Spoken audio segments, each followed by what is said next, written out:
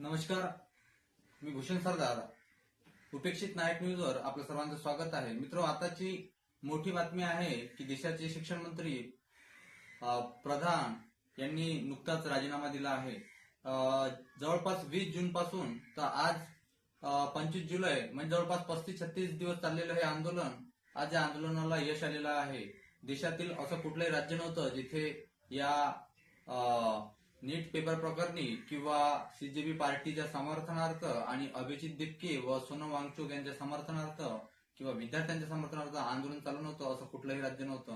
प्रत्येक राज्यात, प्रत्येक जिल्ह्यात या आंदोलनासाठी हजारो तरुण रस्त्यावर होते. शेवटी आज अनेक दिवसांनी, जवळपास 35 ते 36 दिवसांनी सरकारने यावर ऍक्शन घेतली आणि शेवटी धर्मेंद्र प्रधान यांनी आपला राजीनामा देशाचे पंतप्रधान नरेंद्र मोदी यांच्याकडे सुपूर्द केला.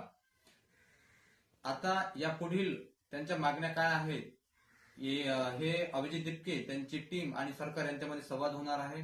तसेच ज्या 20 ते 22 विद्यार्थ्यांनी आत्महत्या केल्या होत्या, तर त्या विद्यार्थ्यांना प्रत्येकी कुटुंब 1 करोड रुपये किंवा प्रत्येक विद्यार्थ्याला 1 करोड रुपये मदत मिळाली पाहिजे, अशी सुद्धा कॉकरोच जनता पार्टीच्या वतीने मागणी करण्यात आली होती.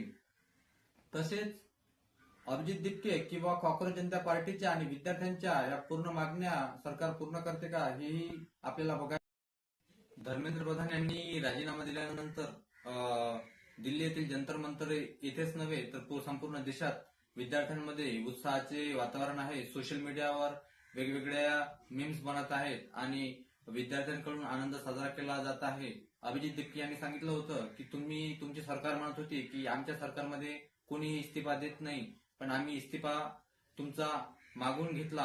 आणि तसेच जे काही विद्यार्थ्यांवर अमानुष लाठीचार्ज पोलिसांनी केलेला आहे, त्या पोलिसांवर सुद्धा कारवाई झाली पाहिजे आणि बाकीच्या उर्वरित आमच्या मागण्या सुद्धा मान्य केल्या पाहिजे.